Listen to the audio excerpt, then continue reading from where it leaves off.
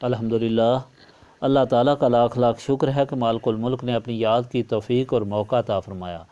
لاکھوں اور کروڑوں درود حضرت محمد مصطفیٰ صلی اللہ علیہ وآلہ وسلم پر، جن کے طفیل مالک الملک نے یہ مہربانی عطا فرمائی۔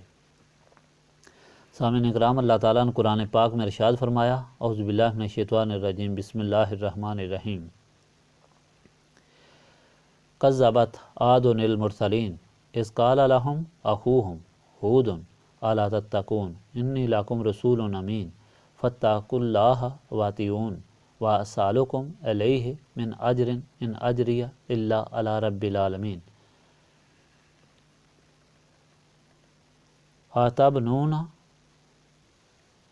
بکل ریح آیاتا تعبثون وتتخذون مصانع لعلکم تخلدون وَإِذَا بَطَشْتُمْ جبارین فاتقوا اللہ وَأَطِیعُونِ وَاتَّقُوا الَّذِی أَمَدَّکُم بِمَا تَعْلَمُونَ أَمَدَّکُم بِأَنْعَامٍ وَبَنِینَ وَجَنَّاتٍ وَعُیُونٍ إِنِّی أَخَافُ عَلَیکُم عَذَابَ یومٍ عظیم۔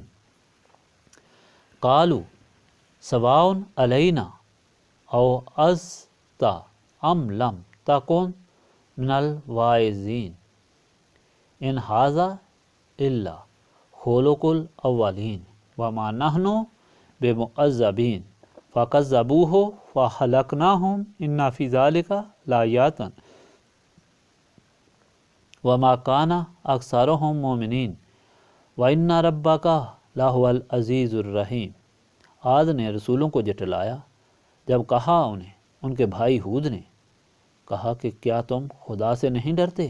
بے شک میں تمہارے لیے رسول امین ہوں، پس اللہ تعالیٰ سے ڈرو اور میری اطاعت کرو، اور میں نہیں طلب کرتا اس کا کوئی صلہ تم سے، میرا اجر تو اس کے ذمے ہے جو پالنے والا ہے سارے جہانوں کا۔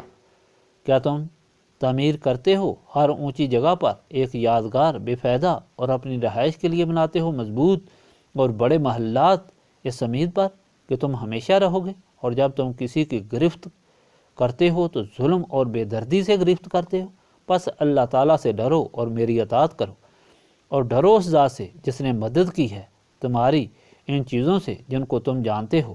اس نے مدد فرمائی ہے تمہاری مویشیوں اور اولاد نرینہ سے اور باغات اور چشموں سے۔ میں ڈرتا ہوں کہ تم پر بڑے دن کا عذاب نہ آ جائے۔ انہوں نے کہا، یکساں ہے کہ تم ہمیں نصیحت کرو یا نہ نصیحت کرنے والوں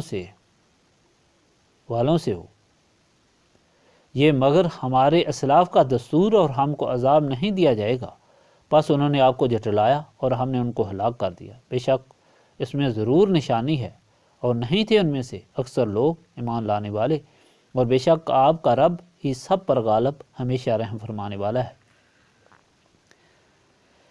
پچھلے فرمانوں میں آپ سنتے آ رہے ہیں کہ اللہ تعالیٰ نے اپنے محبوب صلی اللہ علیہ وآلہ وسلم کو تسلی دینے کے لیے اور اس وقت کے جو منکرین مشرکین اور نصرانی تھے ان کو سمجھانے کے لیے گزشتہ رسولوں کی اور ان کی امتوں کی اللہ تعالیٰ تاریخ دہرا رہا ہے کہ آپ صلی اللہ علیہ وآلہ وسلم سے پہلے بھی رسولوں کو لوگوں نے جھٹلایا، تکلیفیں دیں۔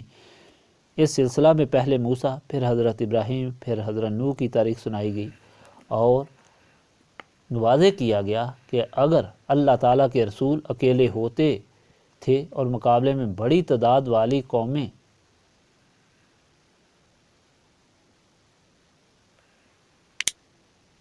حتیٰ کہ جابر بادشاہ جس طرح فرعون اور نمرود، لیکن اللہ تعالیٰ نے اپنے رسولوں اور ان سے نسبت رکھنے والے ان کے غلاموں کو فتح عطا فرمائی اور سرخرو و سرفراز کیا۔ ان کے مقابلے میں دشمنوں کو غرق، تباہ اور نیست و نابود کر دیا۔ فرعون بما لشکر سمندر میں غرق ہوا، اس طرح نمرود، پھر اس سے پہلے حضرت نوح کے ساتھ مقابلہ کرنے والے غرق ہوئے۔ گویا اللہ تعالیٰ نے سمجھایا کہ مالک، خالق، قادر مطلق اللہ تعالیٰ کی ذات ہے، وہی موت و حیات کا مالک ہے، وہی ذرے سے آفتاب اور آفتاب سے ذرہ بنا دیتا ہے۔ اس لیے اے گروہ منکرین، غرور تکبر نہ کرو کہ تم طاقتور ہو، تعداد میں زیادہ ہو، دولت مند ہو، اور اللہ تعالیٰ کے رسول صلی اللہ علیہ وآلہ وسلم کے غلام غریب اور تھوڑے ہیں۔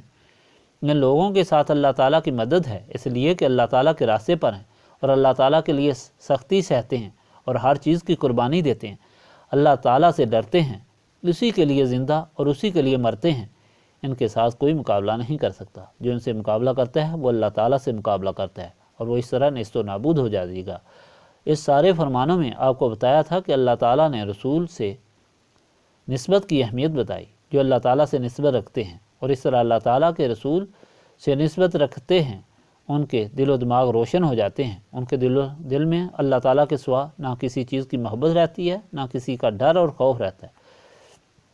موسیٰ کے مقابلے کے جادوگروں نے جب نصف رسولی حاصل کی تو فرعون کی انتہائی اذیت ناک سزا کی بھی انہوں نے پرواہ نہ کی، بلکہ خوشی کی کہ اس طرح ہم اپنے رب سے ملیں گے اور ہمارے سارے گناہ معاف ہوں گے۔ حضرت ابراہیم کو اور آپ کے غلاموں کو طاقت یا کوئی خوف یاد الہی سے نہ روک سکا۔ دہکتی آگ میں جلنا آپ کو منظور ہوا، لیکن توحید کی تبلیغ سے پیچھے نہ ہٹے۔ حضرت نوح 950 سال کے بعد جب فوت ہونے لگے تو اسرائیل نے کہا، آپ میری انتظار میں ہوں گے کہ میں اس دنیا سے چھٹکارا ہو۔ تو آپ نے فرمایا کہ سچ پوچھو تو میں یہ سمجھتا ہوں کہ ایک دروازے سے داخل ہوا ہوں اور دوسرے سے نکل رہا ہوں۔ یہ 950 سال کی زندگی انتہائی تکلیف میں گزری تھی۔ ہر قسم کی اذیت ناک سزائیں آپ کی قوم نے آپ کو دی تھی، لیکن 950 سال کی تکلیف اللہ تعالیٰ کی راہ میں اٹھانا اتنا آپ کے لیے محبوب اور سرور اور کیف کا سامان تھا کہ اسے چند لمحے سمجھا۔ غرض نصف رسولی جو اللہ تعالیٰ سے انسان کو ملا دیتی ہے، جہاں غم مصیبت تکلیف بے معنی ہو جاتے ہیں۔ آج کے فرمان میں حضرت ہود اور ان کی قوم عاد کا ذکر فرمایا گیا۔ یہ نوح کی اولاد میں سے تھی، اور یمن کے نزدیک حضرت موت کے علاقہ میں سرسبز وادیوں میں پہاڑوں کے درمیان یہ قوم آباد تھی، جو بہت مضبوط، جسمانی طور پر خوبصورت اور عقل مند شمار ہوتی تھی۔ دین الہی سے منکر ہو چکی تھی، حالانکہ ان کو نوح کا زمانہ اور کفار کی غرقابی یاد تھی، مگر ظلمت میں ڈوبے ہوئے لوگ تکبر اور غرور سے کوئی بات سننے کے لیے تیار نہ تھے۔ ان کی ہدایت کے لیے ان کے بھائی ہود کو بھیجا گیا۔ انہوں نے وہی ہدایت دی جو سارے انبیاء دیتے چلے آئے، ان اللہ ربی و ربکم فاعبدوہ ھذا صراط مستقیم۔ مگر انہوں نے حضرت ہود کو جھٹلایا۔ یہ لوگ فخر سے جو اونچی جگہ دیکھتے اس پر اپنی یادگار بناتے اور بغیر ضرورت کے اونچے اونچے محلات بناتے، صرف فخر اور غرور کے لیے۔ حضرت ہود نے فرمایا، دیکھو یہ سب کچھ تم کو اللہ تعالیٰ نے دیا ہے، یہ جسم، باغات، نہریں، آسائش، اس لیے اسی کی عبادت کرو، اور جو میں اللہ تعالیٰ کی طرف سے ہدایت لایا ہوں اس پر عمل کرو، ورنہ حساب کا دن آنے والا ہے اور میں ڈرتا ہوں کہ تم سخت عذاب میں مبتلا ہوگے۔ لیکن انہوں نے کہا کہ تمہارا واعظ ہم پر اثر نہیں کرتا، ہمارے آباء و اجداد بھی ہماری طرح کرتے رہے، ہم پر عذاب نہیں آئے گا۔ پھر ایک دن آسمان پر سیاہ بادل چھائے، یہ خوش ہوئے کہ بارش ہوگی۔ یہ عذاب کی آگ اور ہوا تھی جو کئی دن چلتی رہی، اور سارے محلات، درخت، انسانوں کو اٹھا اٹھا کر پھینکا، اور یہ سارے مردہ پائے گئے۔ اس ہدایت میں بھی یہی سبق تھا کہ اگر وہ اللہ تعالیٰ کے رسول کی اطاعت اختیار کر لیتے تو اس عذاب کا شکار نہ ہوتے، لیکن اطاعت اس لیے اختیار نہ کر سکے کہ وہ نصف رسولی صلی اللہ علیہ وآلہ وسلم جو اللہ تعالیٰ کا بندہ اور رسول صلی اللہ علیہ وآلہ وسلم کا غلام بناتی ہے، وہ اس سے محروم تھے۔ یہی وہ اعلیٰ دولت ہے جس کو حاصل کرنے کے لیے ہم یہاں بیٹھ کر یاد الہی سے اپنے سینوں کو صاف کرنے کی کوشش کرتے ہیں۔ اللہم صلی علی سیدنا محمد وعلی آلہ وصحبہ صلاۃ تکون لنا مان من کل خوف۔ ربنا آتنا فی الدنیا حسنۃ وفی الآخرۃ حسنۃ وقنا عذاب النار۔ لا الہ الا انت سبحانک انی کنت من الظالمین۔ انت ولی فی الدنیا والآخرہ توفنی مسلما والحقنی بالصالحین۔ رب اغفر وارحم وانت خیر الراحمین۔ ربنا لا تزغ قلوبنا بعد اذ ہدیتنا وہب لنا من لدنک رحمۃ انک انت الوہاب۔ اللہم انک عفو تحب العفو فاعف عنی یا غفور یا غفور یا غفور۔ استغفر اللہ العظیم الذی لا الہ الا هو الحی القیوم واتوب الیہ۔